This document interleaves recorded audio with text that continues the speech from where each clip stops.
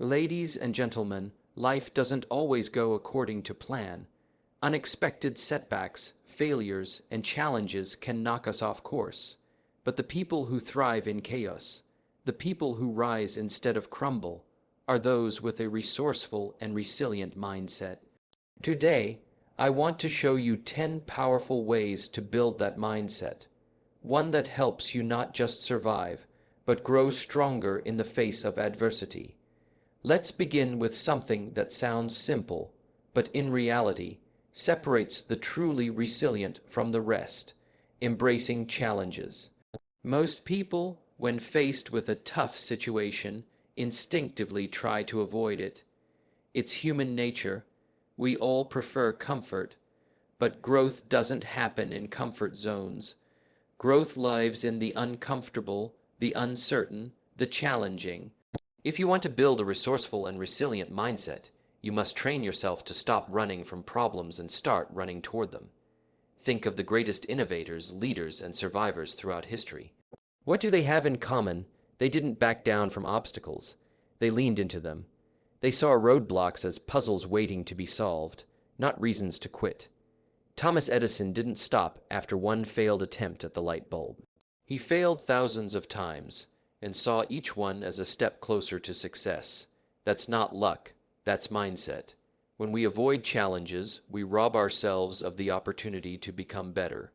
Every challenge is an invitation to think deeper, to act smarter, to grow stronger, to discover what we're truly made of.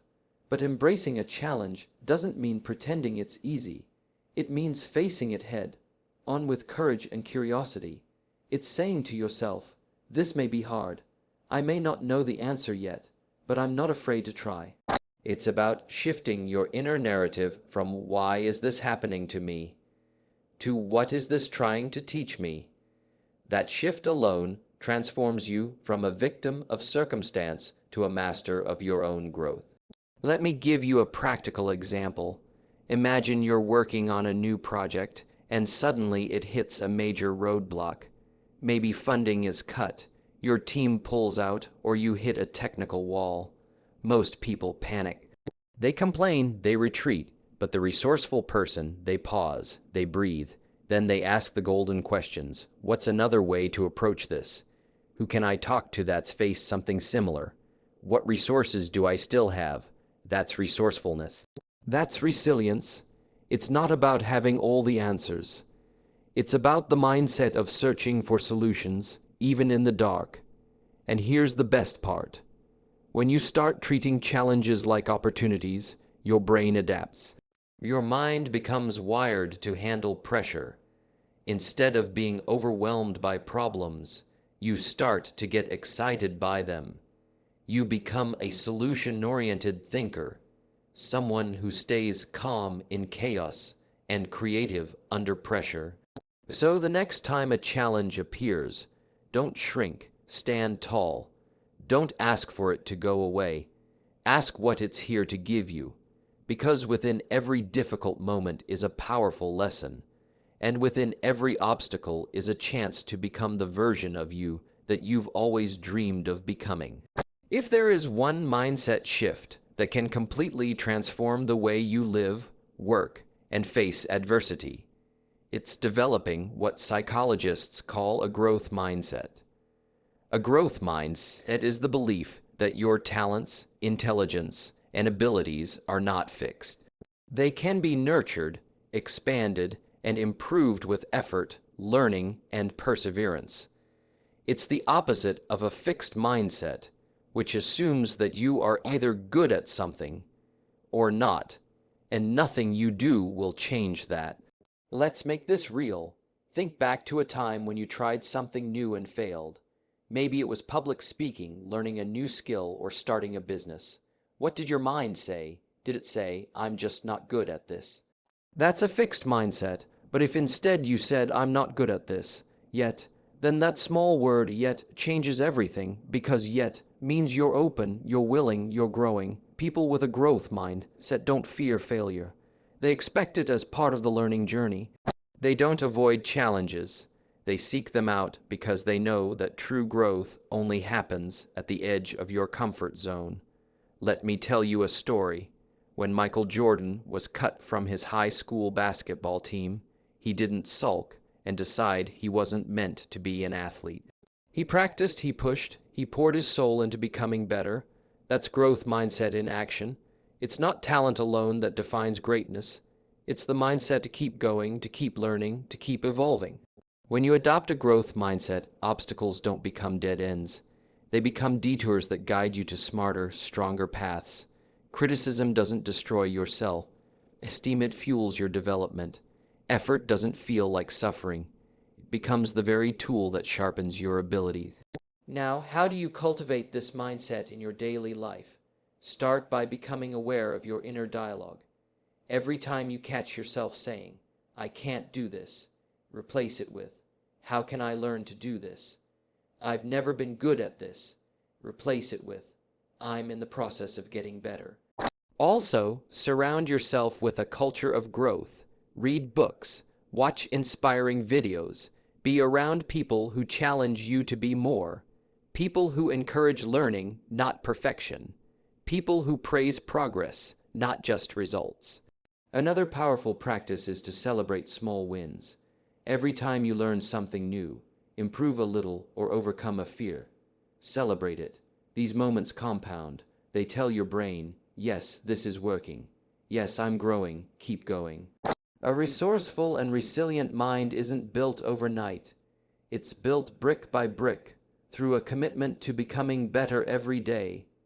The truth is, you are far more capable than you believe. But you must train your brain to stop asking, "Am I good enough?" and start asking, "How far can I go if I never stop growing?" Because when you develop a growth mindset, you don't just adapt to life, you thrive in it. Let's be honest, in a world filled with distractions, noise, pressure, and constant comparison, the most overlooked yet powerful tool we have is self-awareness. Self-awareness means truly understanding who you are, how you think, how you feel, and how you respond to the world around you. It's the foundation of emotional intelligence and the heartbeat of a resilient, resourceful mind. You cannot master your life until you learn to master your reactions. And you cannot master your reactions until you understand your inner world. Let me ask you, do you know what triggers your frustration? Do you understand what gives you energy and what drains it? Are you aware of the beliefs that quietly shape your decisions and behaviors every single day? Because here's the truth. The most dangerous battle we face isn't out there in the world. It's the silent war inside our own mind. Most people are operating on autopilot. They're reacting to life instead of responding to it. They lash out when angry, shut down when overwhelmed, or run when things get uncomfortable, without ever stopping to ask, "Why am I feeling this way? Where is this coming from?" But when you become self-aware, you press pause before you explode. You think before you react. You observe yourself in real time. That kind of inner control, that's power.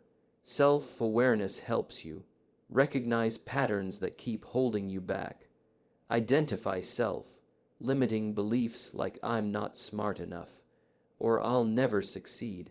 Understand your emotional triggers so you can respond calmly, not impulsively. Align your choices with your deeper values and long-term goals.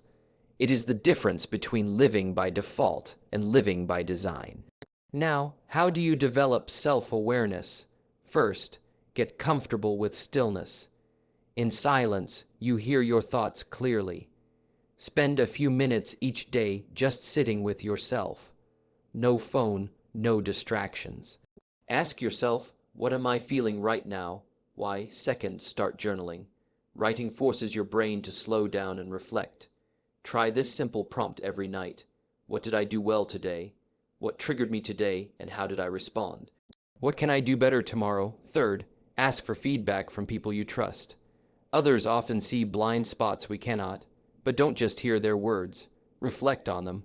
Let them sharpen your self-awareness self-awareness, not shatter your ego. Fourth, pay attention to your body's signals. Tension in your shoulders, anxiety in your chest, exhaustion in your eyes. Your body often feels what your mind refuses to acknowledge. Learn its language. Here's the secret: the more self-aware you become, the more control you gain. You begin to respond to life with wisdom instead of reacting with emotion. You learn how to manage your energy, your focus, your triggers, and ultimately your outcomes. Self-awareness is not a luxury. It's a survival skill. It's what allows you to adapt, to lead, to grow without losing yourself. It's the compass that keeps you grounded in chaos and connected to your truth. Because no matter how strong the storm outside, a person who knows themselves from the inside will never be truly shaken. In every challenge, there are two types of people: those who focus on the problem and those who search for solutions. The difference between a life of frustration and a life of resilience often comes down to attitude, specifically a problem-solving attitude. Let me tell you something powerful. Every great achievement in human history began with a problem. Airplanes, created because someone got tired of being stuck on the ground. Electricity, born from the darkness. The internet, sparked by a need to connect across the world. You see, problems aren't punishments. They are invitations. They invite you to create, to adapt, to grow, to rise.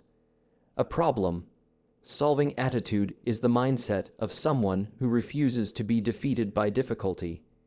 It's the mental habit of immediately asking, what can I do right now?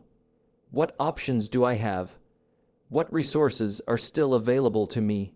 Because let's be real, life doesn't wait for the perfect moment. Plans fall apart, people disappoint you, systems break, but those who are resourceful don't freeze. They figure it out. They don't sit and complain. They get curious. They become solution. Hunters, not problemed. Dwellers. Now, here's something crucial. You don't need to have all the answers. You just need to be willing to look for them. Being resourceful isn't about having more, it's about thinking smarter with what you already have. Let me give you an example. Imagine you're building a business and you suddenly run out of money.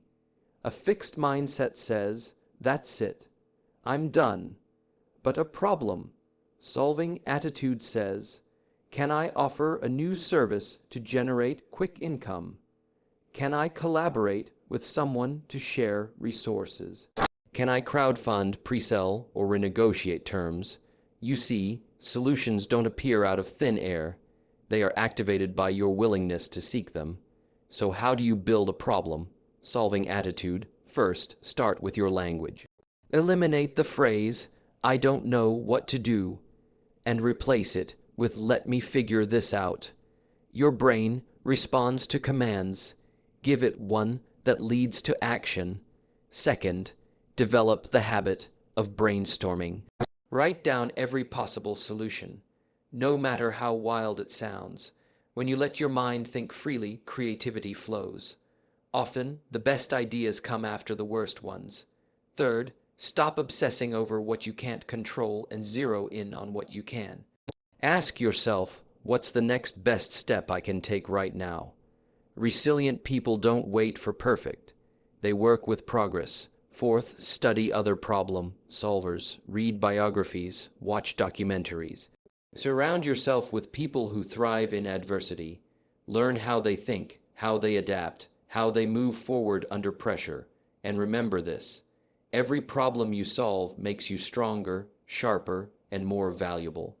Every time you figure something out, your confidence grows. Your brain gets faster. Your resilience deepens. A problem-solving attitude turns fear into focus. It transforms helplessness into creativity. And it gives you the power to navigate chaos with calm. So the next time life hands you a mess, don't say, why me? Say, let's go to work. Because you're not stuck. You're just one solution away from your breakthrough. When we think of strength, we often picture muscles, power, or physical endurance. But let me tell you something even more important. Emotional endurance is the quiet strength that separates those who quit from those who conquer. What is emotional endurance? It's the ability to keep going when your heart is heavy. It's staying calm when your world feels chaotic. It's choosing hope even when fear is louder. Emotional endurance is what allows you to stand tall in the storm, not because the storm is easy, but because you've trained yourself to bend without breaking. In life, there will be moments when things fall apart. People will let you down. Plans will crash. You'll hear the word no more times than you'd like. But here's what the emotionally resilient person knows. Pain is not permanent. Discomfort is not a dead end. And failure is not final, unless you quit. Endurance means you stay in the fight even when it hurts. You don't run. You don't collapse. You breathe, you adjust, and you keep showing up. And here's the truth no one likes to admit. Sometimes, building emotional endurance means sitting with pain instead of numbing it. It means allowing yourself to feel the loss, but not letting it define you. It means pushing through the days when you feel unmotivated, unseen, or misunderstood. Think of emotional endurance like a mental muscle. It doesn't get stronger by avoiding strain. It gets stronger every time you show patience when you're frustrated, remain hopeful. When things don't work out, choose discipline over impulse. Stay focused. When distractions scream for your attention, forgive yourself and try again. And let's be real. Enduring doesn't mean pretending to be okay. It means acknowledging your struggle while still choosing to move forward. It means understanding that your emotions are valid, but they don't get to be the boss of your actions. Let me give you a powerful example. Athletes, soldiers, astronauts, and even entrepreneurs. They all know what it means to face pressure, loss, uncertainty. What sets the successful apart isn't that they feel less pain, it's that they have learned to function through it. They've trained themselves to stay mentally strong when everything around them says give up.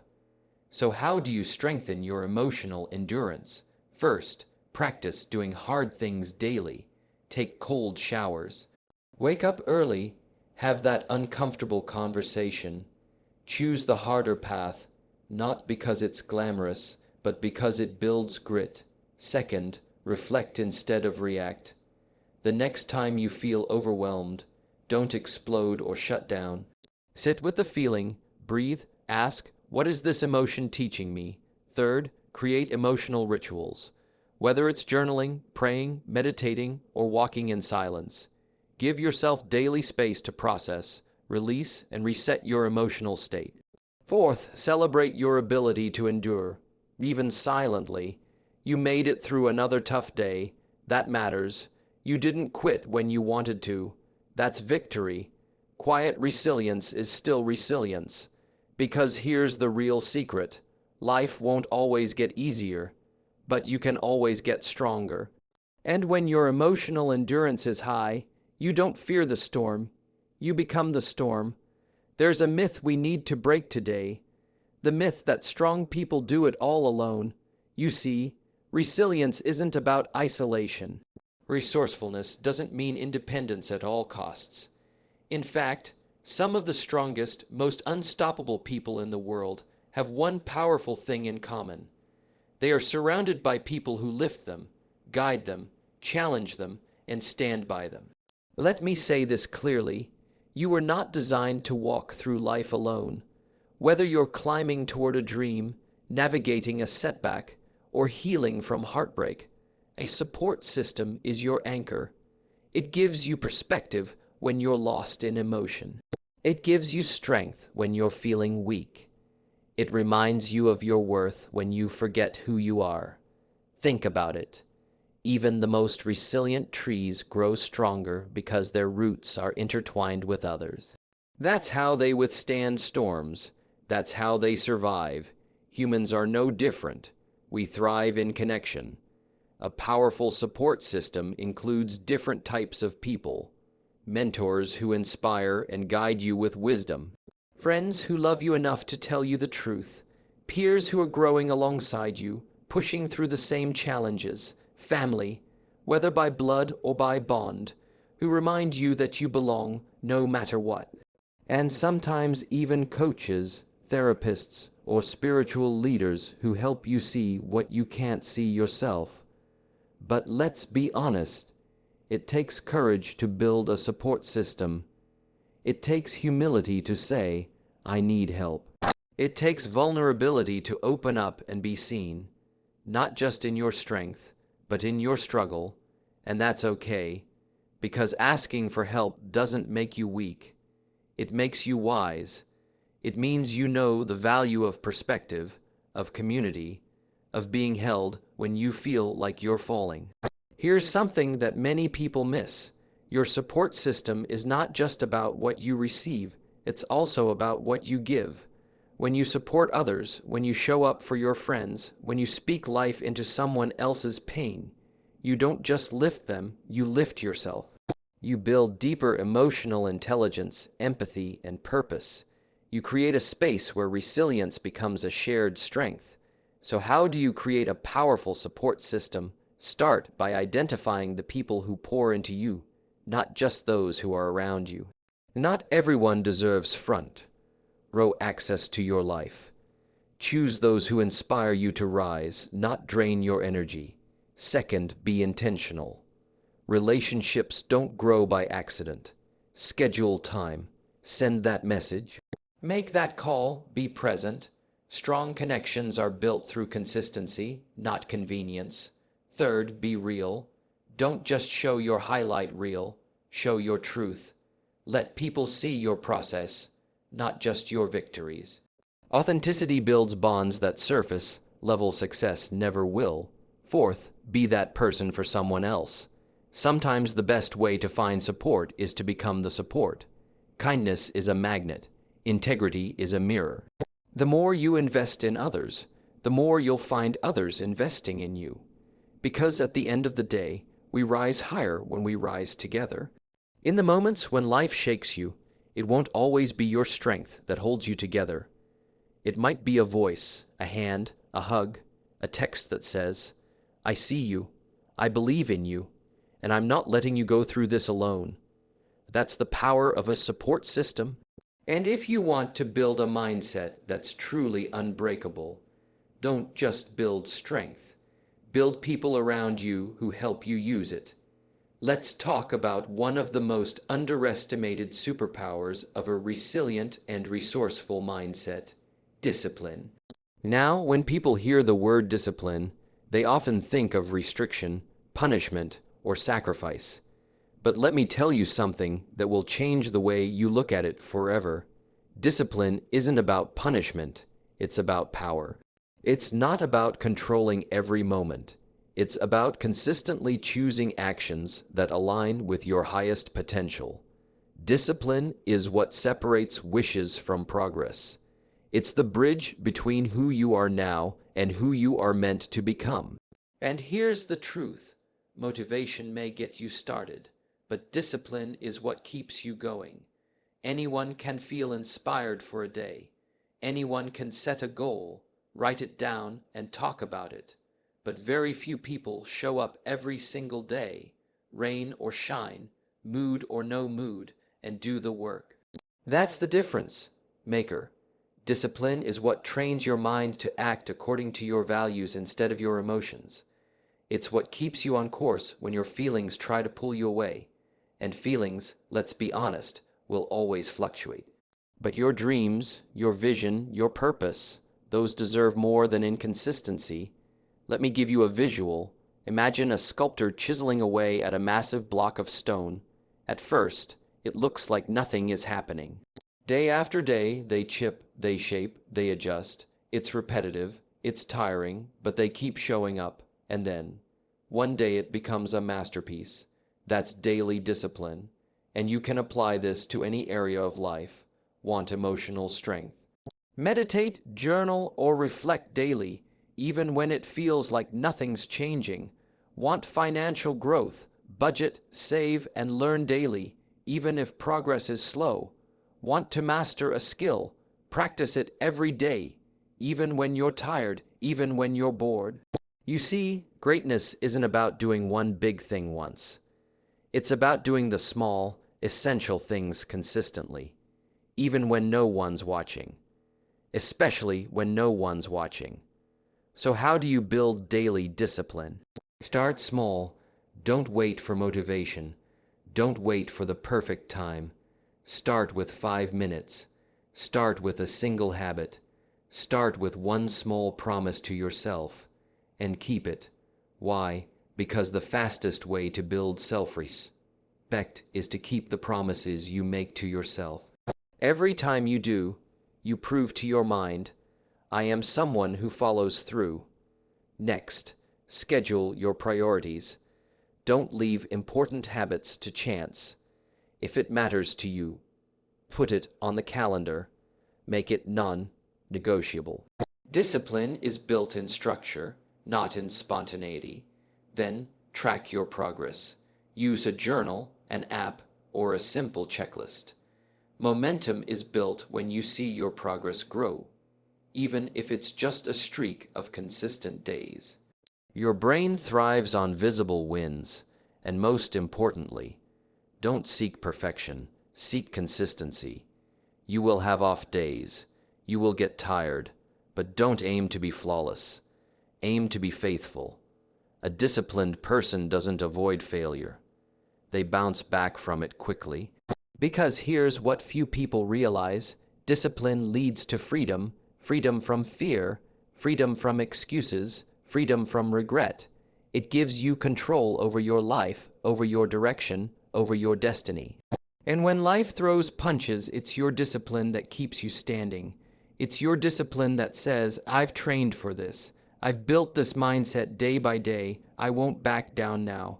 So if you want to become more resilient, more focused, more powerful, don't just wish for it. Work for it daily, quietly, relentlessly.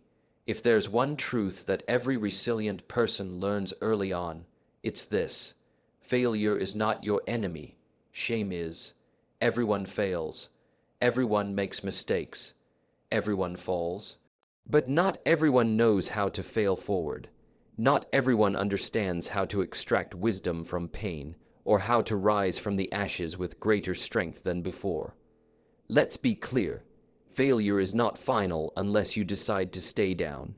It's not a verdict, it's feedback. It's a part of the process that shows you what didn't work, so you can get one step closer to what will. But here's where many people get stuck. They attach their self-worth to the outcome. They say things like, I failed, therefore I am a failure. I lost, therefore I'm not good enough. I made a mistake, therefore I'm broken. That's not resilience. That's shame speaking. And shame is toxic. It paralyzes your potential. It convinces you to stop trying. It whispers lies that your past defines your future. But the truth is this: failure is proof that you're trying. Failure means you stepped out of your comfort zone. You took a risk. You cared enough to give it a shot. That alone makes you braver than most.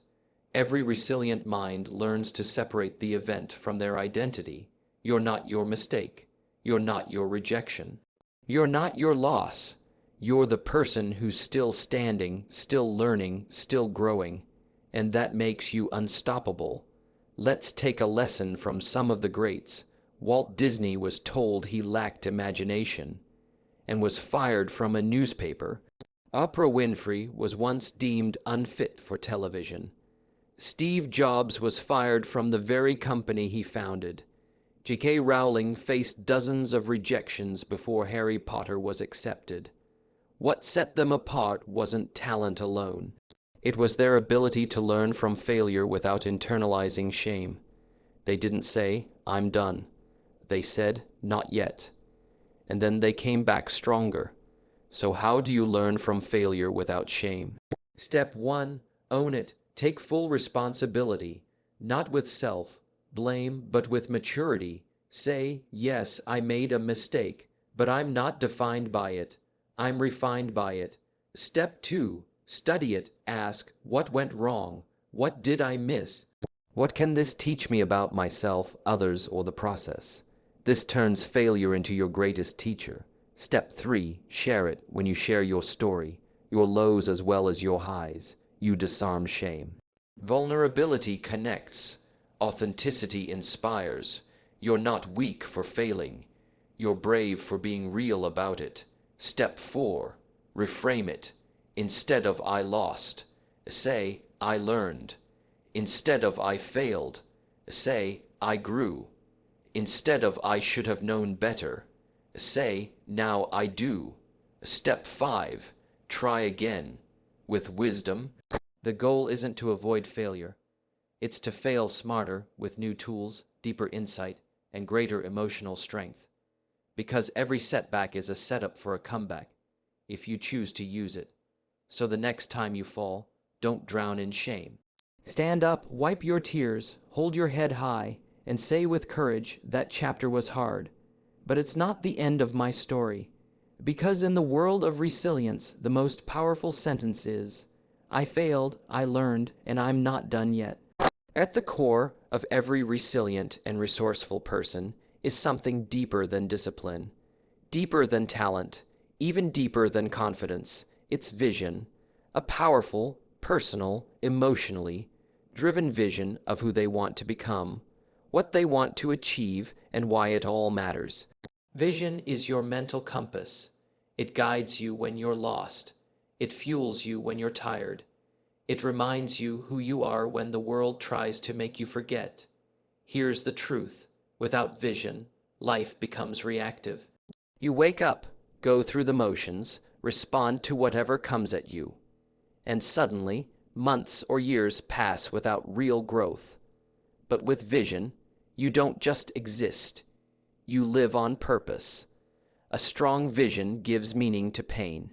It gives purpose to sacrifice. It makes the hard work worth it, the setbacks bearable, and the obstacles less intimidating. Think about the most resilient people in history: leaders, warriors, dreamers, survivors.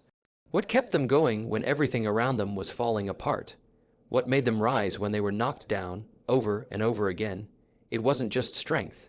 It wasn't just skill. It was vision. They could see something greater than their current reality. They had a dream, a purpose, a calling that was so clear, so compelling, that giving up simply wasn't an option. Let me ask you right now, what's your vision? What drives you when no one's watching? What kind of life do you want to create? Not just for yourself, but for those you love. Who are you becoming, and why does that matter? If you don't have a vision yet, don't worry. You can create one. Close your eyes and imagine the highest version of your life, not the version others expect, the version your soul craves. Where are you? What are you doing? How do you feel? Who are you impacting? That vision, when written clearly and emotionally, is the fuel for resilience. Because when you know where you're going, the bumps along the road won't stop you. They'll remind you that the journey is real and the dream is worth it. Here's what a powerful vision does. 1. It gives clarity in confusion. When you're faced with tough choices, your vision will guide your decisions. 2. It provides energy in exhaustion. When you're drained, your why gives you a second wind. 3. It builds emotional resilience. You no longer fold under pressure because you're focused on the outcome, not the obstacle. 4. It keeps your standards high. You stop settling. You stop chasing approval. You start living in alignment with your greater purpose. So how do you keep your vision alive? Write it down in vivid emotional detail. Revisit it often. Read it out loud. Visualize it daily. Surround yourself with reminders of it. Create a vision board. Set your phone wallpaper. Keep photos, quotes, or affirmations nearby, and connect your daily actions to your vision.